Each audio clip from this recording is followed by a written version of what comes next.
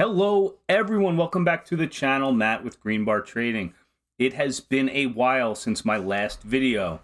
For those that don't know, I have taken some time off of making videos and I've been very active coaching my daughters. So it's taken up a lot of time. This happens with part-time trading. Sometimes you have more time for it, other times you don't have as much time for it. And if I couldn't put it all 110% in, there was no reason for me to make any videos. But I did want to wrap up this year, 2023, and kind of go over what we've seen for the year, because I have been active in our Discord community for those that are involved with that, posting, key levels each day. But, what we've seen for the year, and I want to go over a couple of things. Hit the thumbs up, and if you are new to the channel, subscribe. I'll try to make more videos if time allows for that to happen. But you guys can always go back if you want. Check out my older videos. These videos are still very helpful for new traders. And, with technical analysis, that's what I focus on. As you can see up here on my screen right now, the things that I focus on most importantly for direction is on the daily chart, which means that each one of these bars is a day of trading. You have the volume down there on the bottom. You have the RSI down there on the bottom, which is the relative strength index. I like to know when a market is overbought, when it's oversold. These are conditions that I usually like to take the opposite of. So when a market is overbought, I like to go short. When it is oversold, I like to go long. All right. Now, if you did that this year and you held too long, it didn't work out very well. But it did work for, those weeks that it was overbought. You did have pullbacks. It could have went that way. It's not really great to trade against the trend, which is what we talk about all the time. And if you were trading against the trend in 2023, you probably got killed. Just like the year before, when the market went down. If you were battling against that trend, thinking it was going to go up in 2022, well, you also got killed. All right. So that's basically a recap of what's been going on with me and, the market and what I like to look at. Going back to the daily chart, that orange line is the 200 moving average. That cream colored line is the 50 moving average. And the 20 EMA on the daily chart is that blue line. Those are my three favorite indicators for the daily chart, included with obviously the volume and the RSI. All right, so let's take a look at it. All right, so this is the last 3 years of trading. This is the S&P 500. The SPY is the ETF, the ticker symbol. And the last 3 years. So you had 2021, which was an amazing year. All right, so from where we opened the year to where it closed in 2021 was up just about 30%.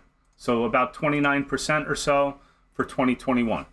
Now in 2022, we opened the year up here and we closed down here for about a 21% drawdown on the S&P 500.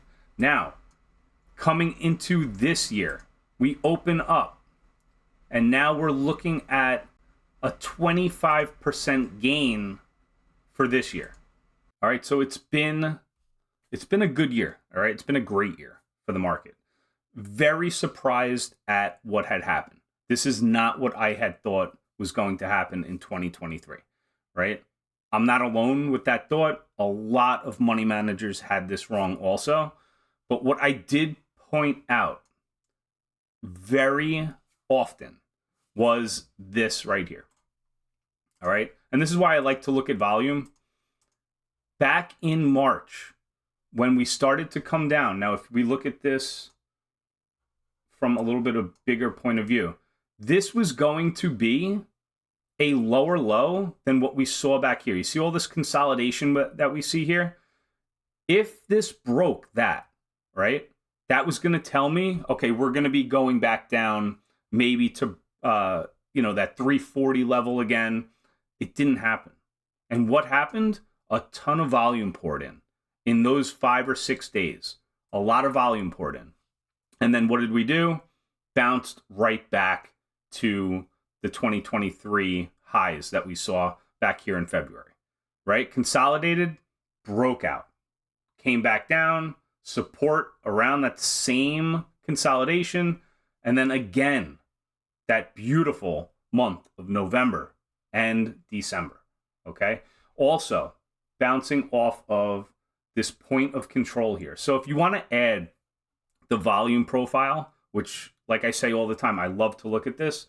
This is the last 3 years of volume and where that volume took place on the SPY.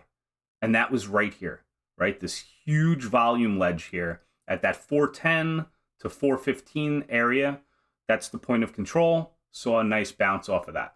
And then had to slice through all of this volume here.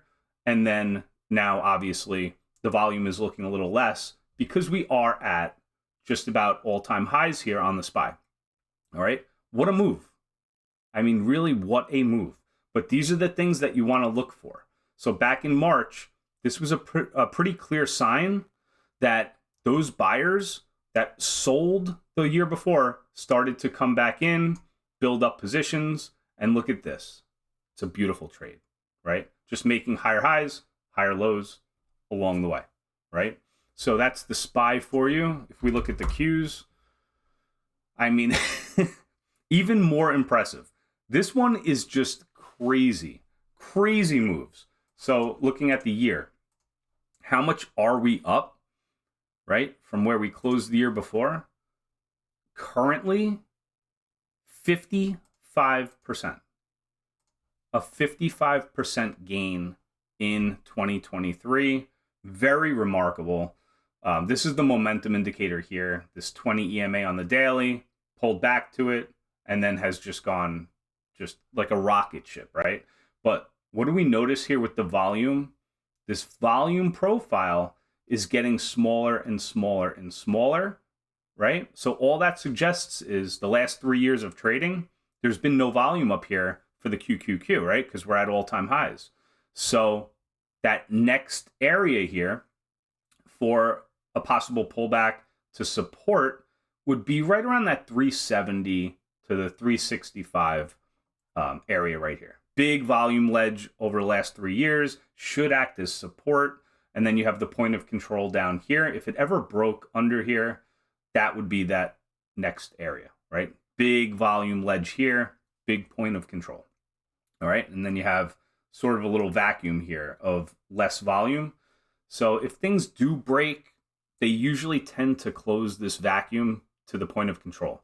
That's a long way down from where we are. I'm not saying that that's going to happen, and I'm also not giving the predictions for 2024. I'm just clearly pointing out, if you do want to look at this and add this to your charts, it's a pretty interesting indicator. I like it a lot for the daily chart. That's why I have it up here. I like to see where that volume is.